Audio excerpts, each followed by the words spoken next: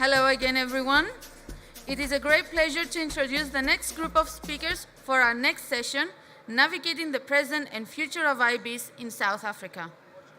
Joining us once more on stage is Hormoz Faryar, Managing Director at ATFX Connect MENA, who will introduce his panel. Let's give them all a warm welcome. Hi everyone, thank you for joining the IB panel.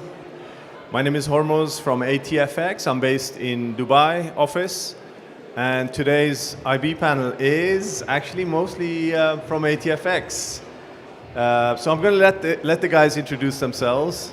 There's one person who's not from ATFX. You'll figure it out. I'll start with you, Linton.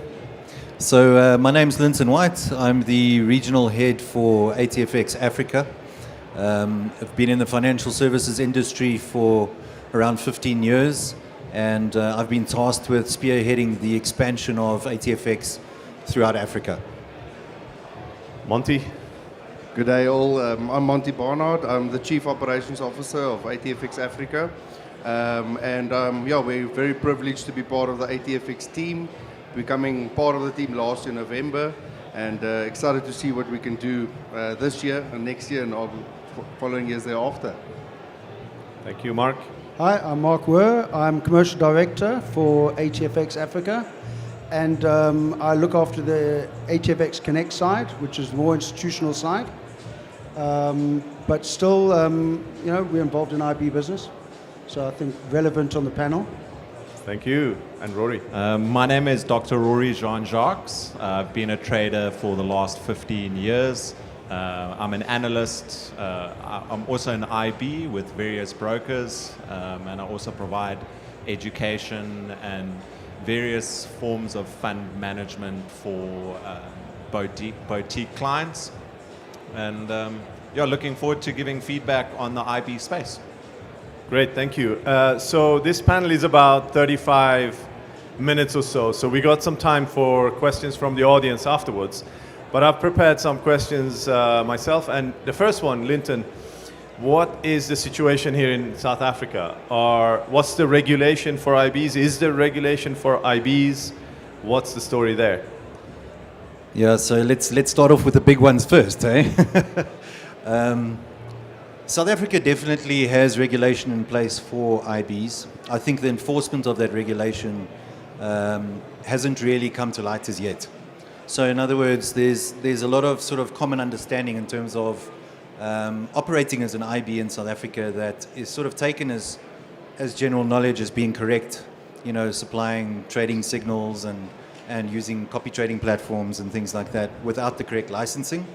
But in actual fact, that's not really the case. It's not allowed, but it hasn't been really actively enforced yet. So from a regulatory perspective on IBs, there are regulations that apply in terms of how they operate, how they market, what information needs to be on their marketing material, as well as disclaimers and things like that, but also the licensing side.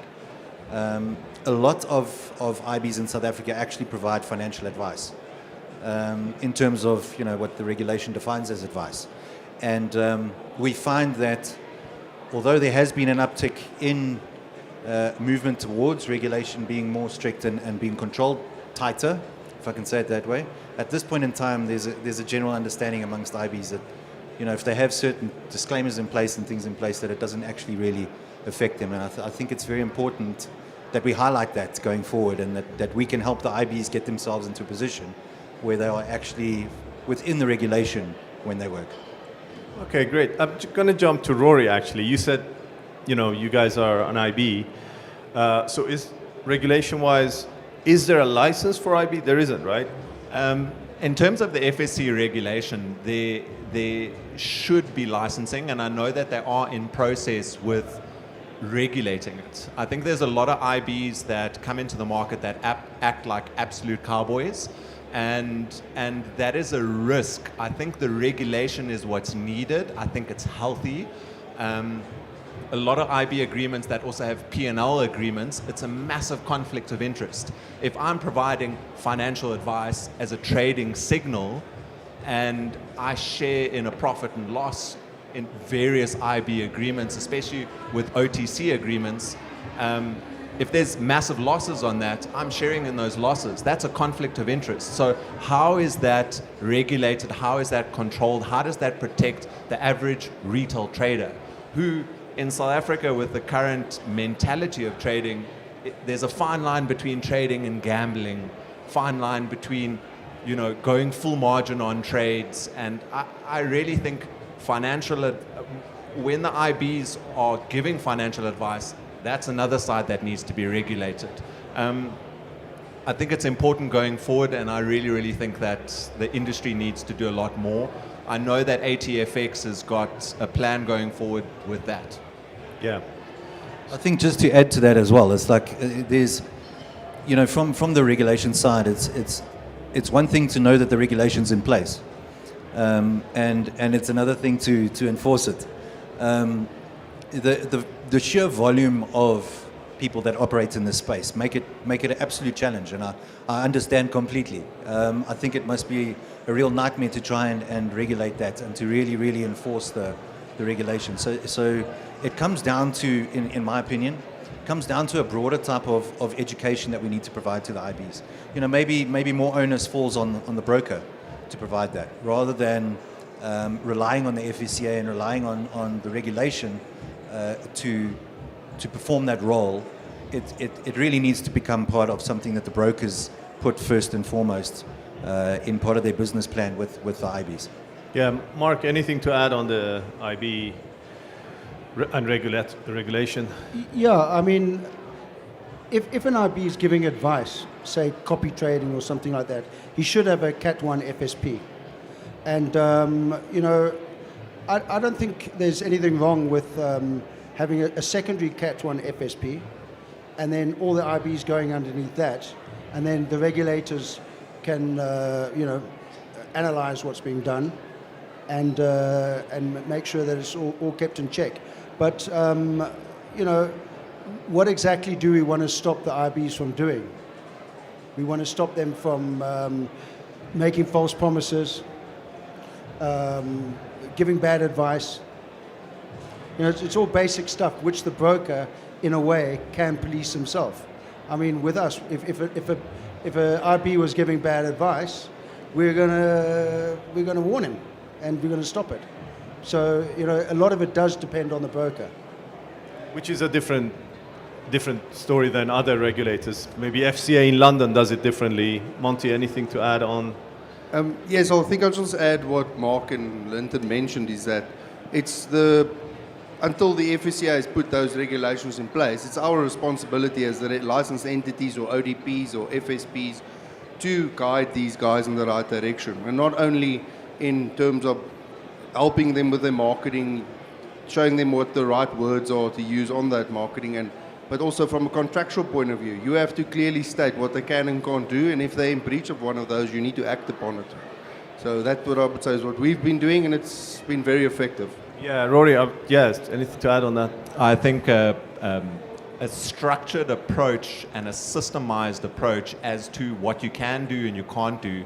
I think a lot of the signal providers or IBs won't necessarily have the know-how with which to follow regulations, so they will rely on the brokers to help them with that. But to be able to fall under the broker on their Cat 1 license or on their Cat 2 license with a structured approach of this is what you do according to the service level agreement, this is how you provide advice, this is how you don't provide it.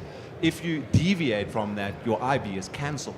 So Yeah, but this is putting the policing up to the brokers, you mean? The FSCA doesn't have the ability to police 10,000 traders that are all running IBs and providing signals. They'll pick a couple of them and say your wording is incorrect. You're providing a trading signal for a stock or for a commodity. This is advice. We can fine you. But how do they police that? I think it's up to the brokers to police that through penalties on your IB agreement if it is not followed. And possibly maybe it's the regulators should also be enforcing that with the brokers. Which is the case in most other markets, actually. Yes. But Linton, what is the FSCA's sort of expectations, or what do you think is, what are they working on? Do we know, like on this. What's their thoughts on IBs, the regulator? So there was a recent interview, and obviously that sparked a lot of this conversation and a lot of questions and answers that have been asked in our space recently between MoneyWeb and the FSCA, which highlighted, the two issues that we're speaking of, or three issues. It's giving advice, it's using copy trading platforms to trade on behalf of clients, it's MAMs and PAMs and things like that that fall outside of regulation. And I think the gist of that conversation and what we're understanding from that is that the FSCA is starting to take a closer look at these individuals. And they're going to be applying sort of stricter rules to it. Like I know personally of a couple of very influential IBs who have come to me and said, listen, we need to find a different solution to provide our products. We need to understand the framework a bit better. How can we sit with you around a table and figure it out? Because the regulator has actually contacted them, has sent them an email and said, look, we're in a situation where you're not sticking to the regulation. And so they are proactively working on it. And I think it just comes down to the enforcement thereof and the sheer number of IBs. But I do want to stress one thing. While we're making this all sound like doom and gloom for the IBs, there are ways. Hope. There's hope. There are ways to do it correctly. There are ways to build a business with a reputable brand like ATFX that will help you navigate all of these circumstances and help you to be a successful IB going forward. It's not necessarily saying like the IB market's done, the game's over. It's like there's just new rules, there's new regulations. We've got to apply them to our business in order to make sure that we comply with regulation firstly. And obviously we've got reputational things with the broker that we've got to look after. So we've got to work with the IBs to do that and make sure that we protect our brand, but at the same time help the IB build a successful business within the realm of regulation and what is acceptable. Rory? I think a lot of traders, because of the influence that they have and the celebrity status that comes with being a trader, it's very easy for them to push a broker and build a big book. And as a result of that, it's a good additional income stream over and above providing signals, education, or some form of copy trading. I think what will go a long way is, and I know that there's been talk about this with the FSCA, is that if you provide signals, you have to be approved, an approved signal provider. I've seen signal providers that have large IB books and I've followed all of their signals, 8 out of 10 are loss. How are you allowed to do that? How are people allowed to trade like that? And that makes me angry because people are putting hard money, they're trying to survive, they're getting this, but the guy's still posting profits. So he's going long on the one trade, short on the other trade, posting profits. You followed his advice, his signal, you wiped out, you're under his IBs, collecting all of that money. So the talk needs to be, you need to almost be approved to be an advice. And if the brokers can provide a platform to support the IBs within that, i.e. you can fall under our Cat 1 license, under some arrangement, under particular, and we monitor what you do and how you do. This is the format with which you do it. I think it'll bring a lot of safety to a lot of people's funds that are trading on leverage or excessive leverage. Excellent. Monty, anything to add on that? The FSCA? Yeah, I think I would add that I think for a long time, the priority for IBs were to find the best deal, the one that's paying the most. And that there's going to need to be a mind shift. You're going to have to go find the broker that's going to give you longevity. He's going to stand by you, help you, so that you still have a business in 2 years. That's going to become the priority, not the guy who's paying you ridiculous amounts of money per contract. So that's all I would add. Yeah. Mark, on the FSCA, you covered it pretty much, right? So I'm going to jump on another question, Mark. So generally, FX and CFDs, that's growing in South Africa, right? I mean, that's growing. And the question is it the fastest growing country in the region, or is it difficult to judge? FX, CFDs? CFDs are definitely coming down in volume. But what's coming up in volume are more the golds and the energies, the things where there's lots of volatility and the spreads are narrow. Whereas you're trading the stocks, they close at 5 o'clock at night, open at 9 in the morning. people are moving away from that. So, These and are on the the stock Forex side, local stock local CFDs. stocks, yeah. Local stock CFDs, less, more of the usual like gold, oil. Gold, oil. Now the rand started to get volatile again. The rand's a favorite when it's very volatile. But I think that the gold, especially, is picking up in enormously. I've never seen it this popular. Well, obviously because it's on such a charge. Because ATFX is so good at it as well. Maybe that's why you've Apparently seen that. so. Maybe. Yeah. Rory, which regions are you covering? Different regions, or you're only here? So South Africa, as I've watched over the last 10 years, a massive saturation in the market. A lot of international brokers have come into the space. We've had a lot of local brokers that have come in and absolutely blown up in the space, and just as quickly as they blow up, they literally blew up. The FSC came in and shut them down. There have been a few instances of that, so not following what they need to on regulation. So I think the international brokers bring more of a credibility, bigger liquidity to get the proper ODP licenses. South Africa is still growing. It's quite amazing to see the shift in how traders are changing their lives. I've always said that trading is probably one of the easiest ways for someone to uplift themselves out of poverty. If they follow the right education and they follow the right signals and they learn and they follow it, it's a few thousand rand in an account can absolutely change your life. South Africa is growing, but I think other markets up in North Africa, Kenya, Nigeria is absolutely massive. So we've had a lot of additional focus up in Africa. Europe, not so much, but and America obviously is very, very difficult. There needs to be particular regulation, and they have leverage challenges. The same within Europe. So I think Africa is the next frontier. But in terms of South Africa, it's growing, but not comparably to the rest of the other big African countries. Excellent. Okay. Anything else to add on the Africa story, Linton? Maybe you've seen anything else? Any other regions that you find? Yeah, look, I think it comes back down to the demographics again of South Africa. So, the median age, I think I mentioned this in the previous panel as well. The median age for South Africans is 20 years old. Not South Africans, Africans, is 20 years old. And if you compare that to other regions, there's a very big age gap there. So we do find a lot lower volume in terms of, or not volume, let's say a lower value in terms of FTDs, first-time deposits. But we find that there's a lot of transactions taking place. So there's a very broad number of people taking part in this in the products that we provide. There's a lot of them, maybe the smaller number of FTDs or a smaller amount of FTDs, but it's a very, very widely traded product, especially Nigeria. Kenya's obviously got a very good regulatory system as well, and there's a lot of upcoming sort of activity there. I think they're very well established, and I think that we're going to see quite a move through Africa, sort of Tanzania, that kind of area as well, pretty soon. Rory?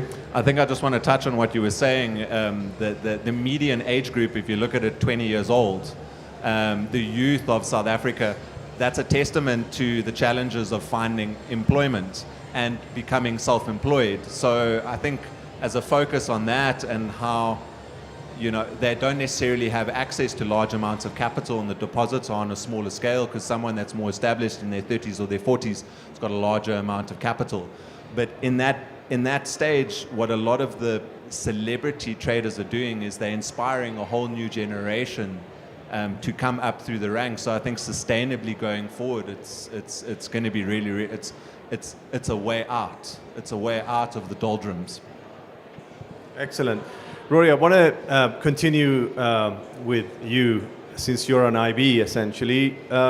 What are the scenarios that are kind of scary or difficult to manage for IBs? What would be a scenario that you wouldn't want to be in, or any other IB, or something that you've seen maybe before or you would think about, or scary scenario? I think what scares me is if you've built a big book with an IB and your traders are trading and you're providing signals, and the FSCA comes along and says, listen, you can't do this, we're going to fine you X amount, you're providing advice, or the structure of the way IBs have been working change. As an income source that we rely on that side, it becomes scary for us because Regulatory change. regulatory change is scary, and for me, I take it from an approach of not necessarily scared. This is where it's going. How do we comply? How do I comply? Who do I align myself with? What licensing, additional licensing do we require? If we're already sitting on a Cat 2 here or a Cat 1, how is it going to be changing in the structure? Will there no longer be profit and loss, which makes sense? Will it only be on spreads? How is copy trading going to work? So all my clients that want to put funds in on copy trading and that are using that as an alternative way to grow their portfolio, separate from things, which sits in a gray area at the moment in terms of licensing. It should be Cat 2 because you're managing, but they are making the choice to attach their account to yours and follow it according to the risk management. So all of those clients are going to be, how do we do this? So for me, it comes on my responsibility to make sure that I do what I need to for my clients that rely on my education or on our copy trading. That's why you're proposing more regulation, because that would give you more certainty. It would actually give me more security. I'm actually very, very happy with what is the regulatory structure. And if I feel like it's going that way, what do I do? How do I align myself with an additional Cat 1 and on top of that additional Cat 2? And how much is that going to cost me? And will my broker be able to help me with that? Yeah. Do you have a Cat 1? Not at the moment. But, no. but if you applied for one, what you do, I reckon you could probably get one. Absolutely. Yeah. And Yeah, they Mark will give you advice outside here, and we'll charge you. We'll send you the bill. leave me out of it. 50-50. But they could have a separate category in the Cat 1 that could deal with IBs. I think it would work. I think that would be a good idea if it was separate specifically for that, specific to it. Because I remember 10 years ago speaking to the FSC, they didn't even know what a CFD was. So I think they've also grown to a large extent as to, and that was the Wild West with what brokers were doing in the country. Back then it was new. Yeah. So what's been your experience with these guys here at ATFX Africa? Extremely professional, great execution. So it's nice to have a liquidity provider that has such deep liquidity and has multiple liquidity providers. So yeah, I'm looking forward to Deep growing liquidity, with deep pockets, deep brains. deep pockets, but also Looks. execution without slippage. Yeah. You got some points there. So I just wanted to ask about technical solutions for lead generation. What's out there for lead generators from what we can provide or what they can get access to for lead generation? When you say technical solutions, Or like payment solutions, various kind of solutions needed. yes, I think that's an interesting conversation as well. There's obviously a lot of different payment solutions out there with various providers. And I think that you've got to make a decision, whether or not you, personally I prefer to use a sort of a direct setup with each provider, but you also get sort of multiple gateways in with one provider. And for me, those technical solutions work better when it's direct. If you have one that goes down, you don't have an issue with the rest, so on. But I think getting back to the lead providers, that's obviously the way that right now that the FSCA wants us to go forward with doing business, right? So rather than being referred to as an introducing broker, which maybe gives sort of the wrong impression as well, maybe refer to a lead generator, change the agreement slightly in terms of the terms that make it more of an affiliate type program where you're really generating leads and you're passing it on to the broker and they work in the client, rather than the alternative where the IB actually works all the clients and the broker sort of just manages it in the background. These are all things that we're busy sort of working on and sitting around a table and designing as a team. It's not something that can be put together overnight, especially with the fact that a lot of these things are recent changes and obviously recent regulatory impact, and we've got to We've got to navigate our way around it as best we can as the broker, and then help the IBs in terms of the technical solutions and also the non-technical solutions in order to make their business work. Yeah. How about you guys, Rory? Do you deploy technology or certain solutions for payments, withdrawals, anything that you guys are looking for? So as a trader or as an IB is your ability to track your volume in real time. So what has been happening today, you can see as those lots have been happening, that is what that commission was credited to, however long it takes, a day or two. But as traders, we want to have the quickest ability to do deposits through multiple platforms with no issues. That's through whether it's through crypto or card or OZO or instant EFT. And we want to be able to, when we make our withdrawals, to have same-day withdrawals with no issues. Okay. If everything can also be in an app, the app makes a difference. You can see everything within the app. You can do withdrawals, changing leverage, the ability to change leverage on the fly, the ability to fix leverage on various accounts. These are the things that traders look for. In terms of trading conditions, no off quotes, instant execution, no slippage during news. Wow, that's a wish list, huh? That's a long wish list. Technical support, 24 hours. We have that, 24-hour support. What are you going to help me with 24 hours when I can give you more lists of nursing things. trades during the Asian session? So those are the things that I found the most important.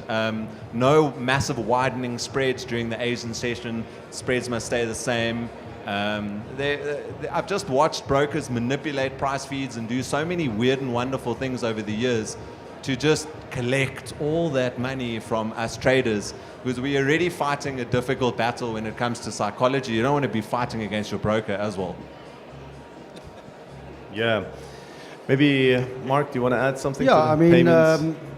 it's the end of the scam brokers, right? It's time they move off, and I think that's what the ODP originally tried to do. Yeah. It's taken a long time, but there's a lot of guys that are still trading in our space without an ODP license, and none of that does us any good. And I would definitely advise an IB to go with somebody who's got an ODP license, and generally they're not the scam guys. Okay, interesting. Rory, are there many companies, new companies, entering South Africa even now? Or do you see any big entrants that are approaching IBs? And Yes, one of the biggest is ATFX.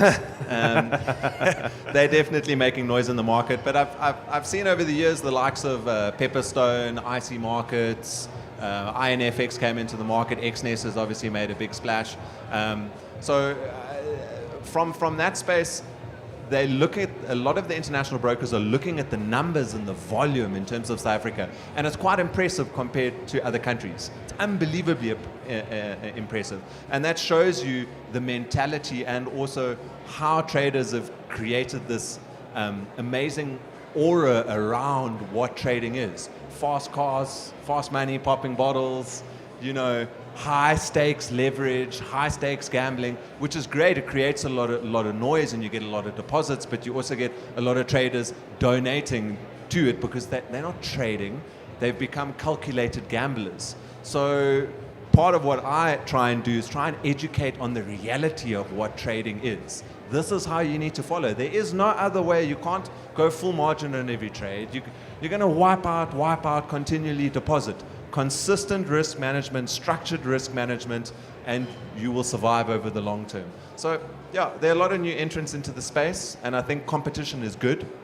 It's healthy because it keeps brokers on their toes, and it also leads to a lot of innovation. Competition's not healthy, is it, Linton? What do you say about the competition? No, You're I not think scared, are you? No, not at all. Definitely not with a brand like ATFX. No, not scared of the competition. No, I agree. I think competition's a great thing. I think quite often that helps us keep things in check, to make sure that we're not just running a monopoly, So it's good. I like competition. So I just wanted to last question is, how does the future look like now for lead generation, IBs? Are there going to be more of the IBs as well until there is more regulation? So we're going to see more entrants from outside, from inside South Africa, more IBs and more lead generators coming into the market. What do you expect, Linton? So I definitely see a move towards a more structured environment for IBs. It'll probably have a different name as well. Maybe we won't call it introducing brokers. Maybe it'll be affiliates or lead generators, like you say. But I do see a big move towards a more structured approach there. And probably more rules and regulations come down to sort of the broker and how they apply that lead generation agreement. It's one thing to get the agreement into place and sign it from both parties. It's another thing to actually administer it to make sure that both parties are keeping to their end of the deal. And I think that that's probably going to be a big move from the regulator side, is to try and help us enforce those contractual obligations more closely. Make sure that that there is a more structured approach to how someone becomes an IB or a lead generator or an affiliate. So definitely a move away from the word IB and more towards the word affiliate or lead gen, and more structured understanding of what it requires and how to work it. Yeah, I think an evolution away from introducing broker, and that verbiage and that wording is important, and also the role that the introducer or the lead generator plays in relation to the broker, that also avoids a lot of risk and liability for them. So restructuring and an evolution around that, I think, would be a really, really good thing, because the IBs or introducing brokers are a massive form of volume for brokerages, and the leaders that are in trading and providing signals and providing schooling and education, they have their followers, and people want to trade with those particular brokers. It's also important because if you're trading a particular system, you're trading on a particular price. I've seen variances across various brokers of sometimes up to 100 pips on indices. So how can you trade with this broker but follow signals from this broker, following and trading with that particular broker, and they say selling at this price or exiting at this price? It gives the ability to get clean execution. We're all trading at the same price, and we're also profiting at the same price. You're not having variances in spreads, variances in price, because various brokers have got different types of price feeds. So I think an evolution in how IBs work going forward will be a very, very good thing for the industries and for IBs in general. That sounds so good, Rory. I feel like opening an account with you after this. Anything to add, Monty, Mark? Yeah, it's a matter of if, not when. About more. Yeah, it's coming. I've been involved with the compliance function for so long. It will become more difficult for us to be on the right side of the law. It will become more difficult for the introducing brokers. Things will have to change. And again, I think the word is going to be, they need to look for a broker that can basically incubate them, if I can call it that. Someone that can give them longevity in their business, is not only going to pay them top dollar. The change is coming, and the same as everyone was thinking, ODP is not my problem. It became everyone's problem. So, and it always feels like it's a few years away, and before you know it, it's here. So if you're not prepared, I think the guys that aren't preparing for it already will fall to the wayside. ATFX, we're ready, right? Well, yeah, that and Rory's long list of requirements, we're ticking them off one by one. So we're getting there. Anything to add, Mark? Anything else? Yeah, I think when it comes to IBs, the cream will rise to the top. The guys that are good, honest, genuine, doing the real thing, giving the right advice, hooking up with the right brokers. Those guys are going to be the same guys we see next year. I don't see a whole lot of IBs that I saw last year, this year. So, if you want to stay around, I think just honesty is the best policy. Okay, I think we're going to have time for a question or two from the audience. Any questions for us on the ATFX side, maybe IB side? We got one question here, one hand, I see. Irene. Irene, You have to call my name. Hi, Linton. Hi, everyone. Hi, Irene. Hello, Irene. Hi, everyone. Thank you so much, the panelists, for enlightening us a little bit. I do have a question. My question is the regulation. We are all sitting representing financial services providers, which entails that we are reporting institutions and the FSCA are looking very, very hardly on all the financial services providers in South Africa, especially the forex brokers. So my question now lies with the IBs, okay? Because I see a lot of contradictions and a lot of conflict of interest that the Cat 1 licensed forex brokers are the ones fueling, just like Mark say, the bad acts of the IBs. You realize that there's a lot of breaking of regulation rules and a lot of breaking of what is not allowed to be done. Then they are fueling it, okay? And then that comes the conflict of interest that Rory mentioned. So is there any initiative whatsoever from the currently regulated brokers?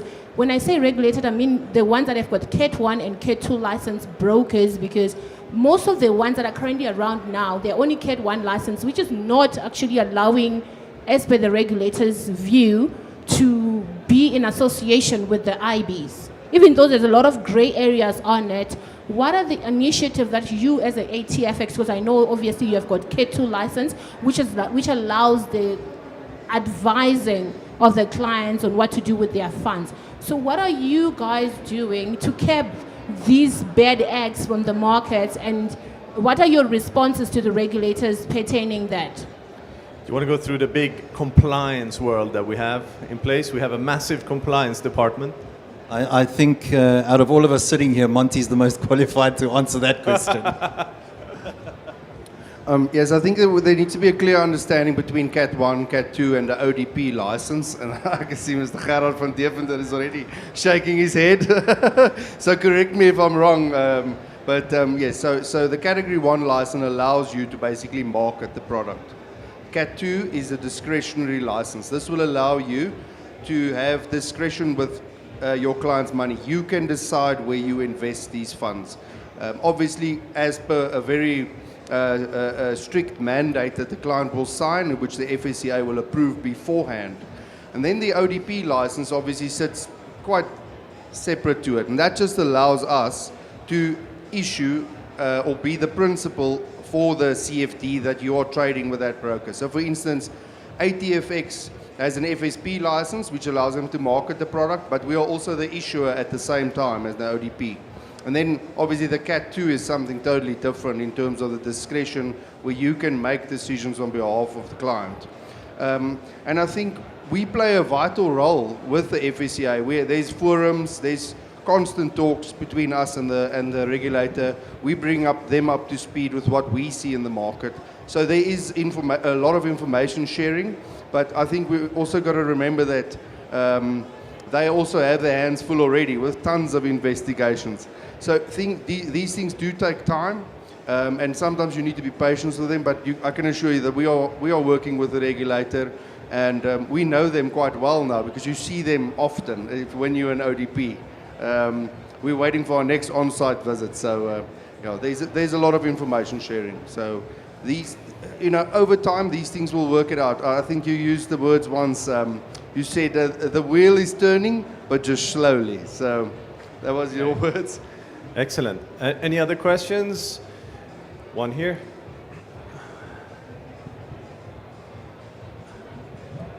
Was that here? One? Oh, there's three. Oh, wow. Hello. Hello. I wanted to ask, right, with regarding to the 24-hour, 7 days a week trading thing that Wall Street is trying to incorporate, right? I wanted to know, as a broker, will we be able to make deposits and withdrawals on the weekends if it allows us to trade on weekends, and will our orders be filled accordingly? Quick one on this. I think us as a broker would first need to offer those products that are trading over weekends. So you'll look at synthetic products or some crypto products. At the moment, we don't have that. But if we do, there will certainly be people to process with deposits and more than withdrawals. Deposits these days are all automatic. And the support will come with that. But at the moment, we're not offering anything over weekends. One here. Last question, maybe. Hi, I got a question to Rory. Because the product is called leverage FX, right? And CFDs. definitely leverage play a very crucial role on how you gonna perform. And obviously the market got trends of being over leveraged for the product. Of course, like as an IB, of course you can choose broker here and there to the product or the product offering that help you providing advice to your clients to make them sustainable, long-term profitable instead of gambling, right? So what kind of like leverage do you think is suitable? You know, obviously, what do you mean by over leverage is really a conceptual term. Some people think like 1 to 100 is good. Some people think 1 to 1,000 is good. Some people think like 1 to 5,000 is good. Like, you know what I mean? But this definitely very important to the clients or the IB, that how do they treat this product as a sustainable or correct investment mentality to perform, right? That's a great question. I think it really depends on what the margin requirements are for various products. So obviously oil and gold will carry, and CFDs, like for example US 30, will have very heavy margin requirements dependent on the broker. So often if we're providing trading advice or trading signals, we're trading multiple instruments at the same time. We're trading gold, we're trading currencies, we're trading US 30. So you don't want to be too limited in leverage that you can't open too many trades. But at the same time, taking a leaf out of the European and American markets and what they've done to protect retail traders is they've lowered the leverage to 20 to 1, 50 to 1. So I think for providers, signal providers, I would be a lot more comfortable if I was providing signal advice that anyone under my IB is not able to trade with more than 50 to 1 leverage. That will protect their accounts. That'll stop them from trying to over leverage. Even lower, even 20 to 30 to 1. If you're risking on smaller risk, this 500 to 1, 1,000 to 1, 2,000 to 1, I love that leverage because I use it to my advantage. Brokers don't like it, but I know how to use that leverage to my advantage, but most of the traders don't. And there's such a fine line between trading and the effect that it has on your dopamine in your brain turning into gambling, that I think if we lowered the margin requirements on that basis, it would create a long-term sustainability and it would teach the right habits. Anything more than 100 to 1 doesn't make sense from my perspective as an IB. Okay, I think the next question we'll take offline. Now I'm going to go find out who's playing that loud music near the speakers hall. And we're done. Thank you so much. Thanks very much. Thanks very much, guys. Thank you.